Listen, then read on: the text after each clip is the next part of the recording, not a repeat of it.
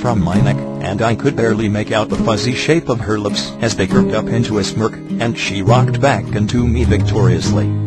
The sound that escaped my mouth alarmed me as my hands gripped her impossibly tighter. I could see her lips growing into a wider smile, white between red, as she rocked again to intentionally recreate my reaction. I couldn't make her eyes out clearly, and it was difficult to judge her expression, but the smile appeared fairly self-proud, still a little arrogant and self-assured, as her fingers began tugging at my hair. I allowed her pleasure to calm my panic minutely.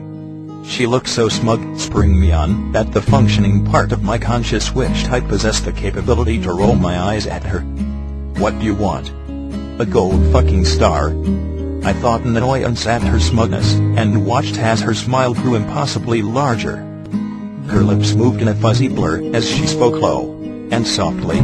"I much prefer silver, but thanks for asking." Just as I remembered that goddamn missing brain filter and was contemplating using it to explain that something wasn't right with me, my hand suddenly moved lower, and took two fistfuls of her flesh to lift her up, trembling as I felt the amplified sensations, and suddenly shoved her down in another abruptly rough movement. Apparently, all my body needed was a sarcastic remark to feel assured that she was okay enough to continue. I wanted to feel relieved that my body, even its baser state, realized that she was precious, but I couldn't feel relieved at all. Because it repeated the lift and shove so fucking aggressively, that I was utterly terrified, trapped inside of my mind as I watched the shape of her lips and listened to our grunts of pleasure. My hands kept repeating it, and I tried to get away from the feelings and sounds of skin clapping as her voice grew louder and echoed in my ears. I think it was frantic and urgent, but I turned away, trying to block it out so I didn't have to see myself acting so fucking animalistic. I only paid attention to the sounds my girl was making, and even though they were obviously not the cries of panic or fear, it didn't make me feel any better. Her knees caressed my hips as I moved her, and even though I knew she wasn't, it felt like she was rubbing me with sandpaper. Every tiny touch was exaggerated and staggering, with her breath against my face that felt like fire, as she panted and yelped. Something obscure and terrifying began building in my stomach, and my hands moved faster and tighter as I felt her flesh around my fingertips. The intensity of it made my heart hum. It was thumping so erratically, and my panic grew to epic proportions as I foolishly began focusing on my own movements and sounds. It was so desperate and guttural, almost as if my body were trying to purge itself of something as my hands and hips worked furiously. It was so fucking appalling that I was wondering if the building pressure was nausea, because I would have loved to have vomited in that moment as I heard and felt myself fucking my girl like some goddamn savage. The building pressure was coupled with her lips once again on my neck, her teeth sinking into that same spot, and the pain of it amplified everything impossibly more as my hands began shoving her onto me with more force, my grunts transforming into desperate and sharp grating snarls. It could have been hours, or it could have been minutes, as my hands and hips began moving almost violently, filling my ears with the lingering slapping of skin and grunts and muffled whimpers, as my arms burned with exertion. I felt and listened powerlessly as it escalated, until suddenly everything shifted and plummeted so unexpectedly that it made my stomach twist. The pressure abruptly ruptured into a blinding implosion that I thought would surely ruin me. Everything felt agonizingly painful and fractured as my body convulsed, and my mind instinctively recoiled away from every sensation. It wasn't pleasure at all, and the amplified sensations all felt so excruciating that I wasn't shuddering and cringing in satisfaction of an orgasm. It was total fucking torture, and I fought to jerk away from it as my guttural sound suddenly turned to agonized cries into her shoulder. My body, skin, and limbs stung with a violent reverberating buzz, until I could feel moisture on my cheeks against her skin, and it was finally over. My mind went blank for an immeasurable amount of time as I was gradually surrendered control of my movements. My face came first, and I buried it deep into her shoulder, to fight off the residual memory of the agonizing sensation that still left lingering twinges of stinging pleasure. My hands came next, and I removed my fingertips from her flesh so hastily that I could barely register the motion in my fuzzy mind as they moved to embrace her around the waist. I could vaguely realize that she was panting into my neck, her teeth still lightly attached to the tender and throbbing bite wound as I clung to her for dear life, wincing with every sudden movement. Ella must have thought I was just really enjoying the whole fucked up experience, because I could feel her lips curl up into a smile on my neck as she slid them over her teeth and sighed. I wasn't sure if I should be pissed off about it, resentful, vindictive, or any of the other emotions I would have expected to feel after having so much pain inflicted on me.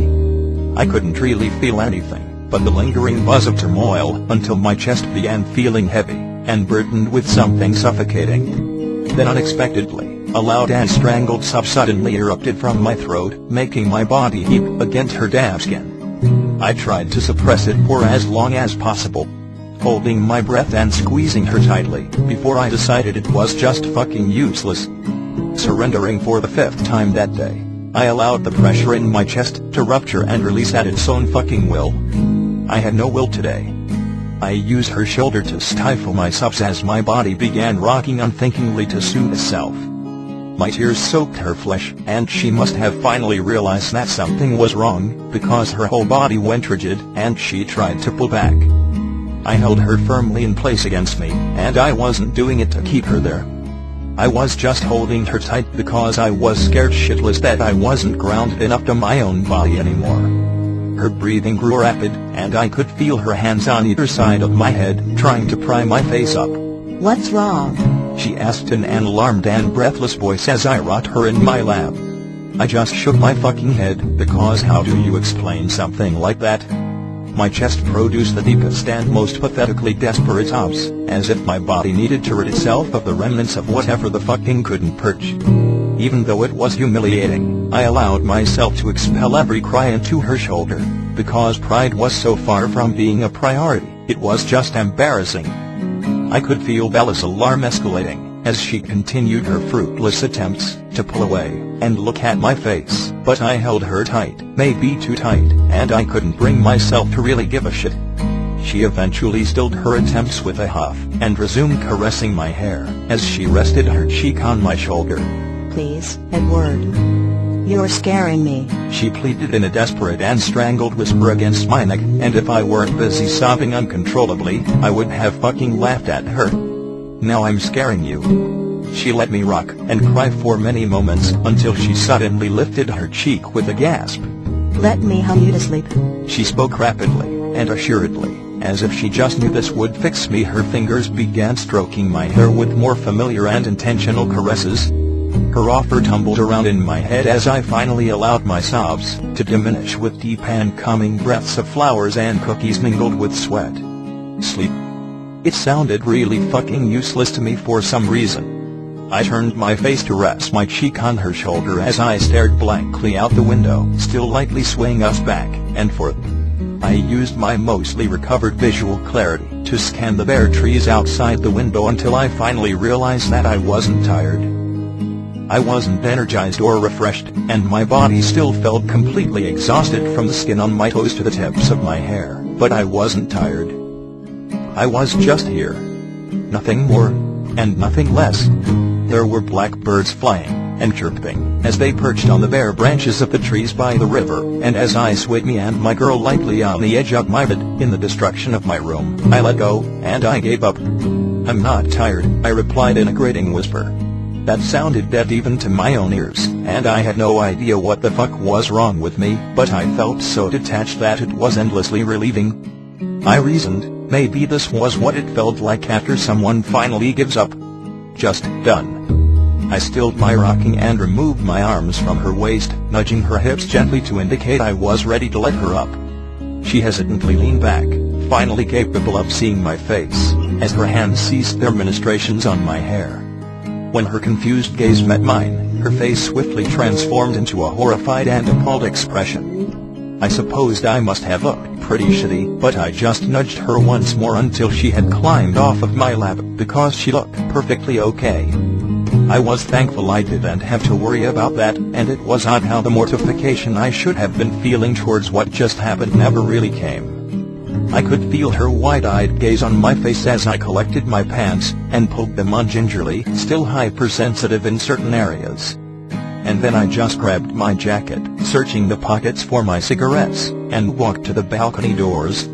I paused as I approached, my hand lingering over the knob. "Are you okay?" I asked in my hoarse monotone voice, just because I had to. Just because she was more important than whatever happened to me, and I wasn't sure I could ever really give up on that. I didn't turn to look at her as she answered with a small and strained, "I'm fine." emphasis on the I, because I couldn't look at her hips, where I just knew I see my hands. I could deal with that shit later if I really had to, but right now I was letting it go. The April air still held a hint of chill, but was mostly damp with humidity as I stepped outside and lowered myself against the white siding of the house. I pulled my knees to my chest and gazed blankly over the yard, and blackbirds that flocked the trees along the river bank. The wind felt cold and soothing against my bare damp chest as I lit a cigarette, but I didn't smoke it. I just let it fucking burn.